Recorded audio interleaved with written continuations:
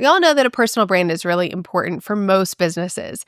Now, Lauren Tickner is a past guest of mine on the podcast. She became a millionaire by the age of 23 by leveraging her personal brand. She continues to find it very valuable even as she builds a brand that's more of a corporate or a business brand. Now, in that long episode, she goes into so much detail and gives so much great advice, but I wanted to pull this highlight for you where she talks about the value of building a personal brand and explains briefly how she batches content and leverages her team in order to build up that personal brand. If you were talking to somebody right now who's like, I have a successful membership, we make good money, things are good, but I want to grow this, or maybe I want to consider shifting to a different business model, like, how much do you think what you've done with your personal brand on social media comes into play with your success? I think it's one of those things where what got you here won't get you there. And I'm happy with the success that I've had from my personal brand until now. However, I want to shift more into like a company brand. That's my personal goal.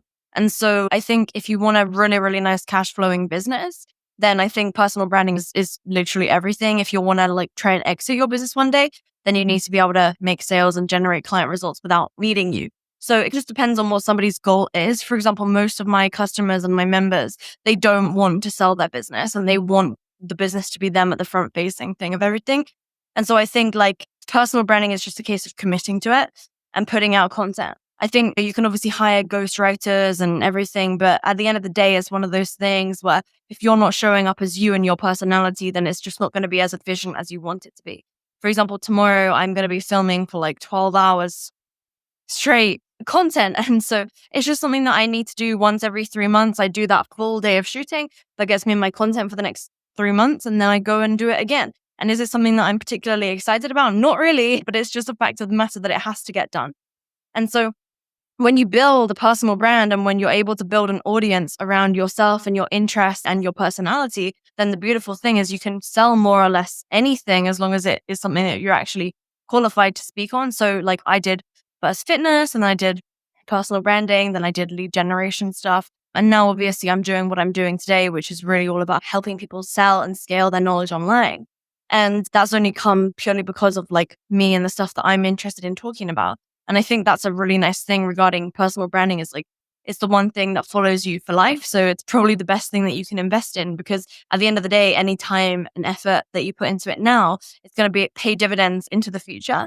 And so that's probably like the one thing that I never skimp on spending on my personal brand because it's always going to be there for me, right? And so while business expenses, like it's for that current business right now, the personal brand is always there. So I think it's definitely worth paying attention to and really focusing on and dedicating a minimum of an hour a day to get a quality piece of content up, doing everything you can to protect that time to make it happen. So you're still investing in your personal brand as you're looking at taking Impact School and really building that out as its own corporate brand as well. Something that we talk about this a lot on the podcast, but something that could potentially be sold, or it just allows you to get it into a position where you own it, but you don't necessarily have to be in it and running it day in and day out. Is that right?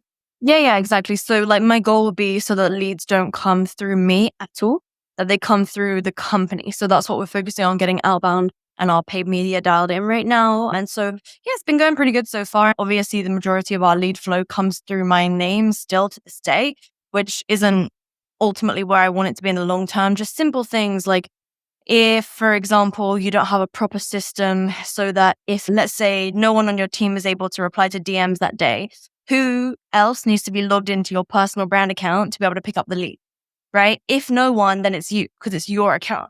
So simple things like that, those are like more kind of forgotten systems that have to be put in place when it's a personal brand thing. Because if it was, let's say, a company email and the person that mans the company email is off, there's obviously going to be somebody else on the team who's manning that email that day.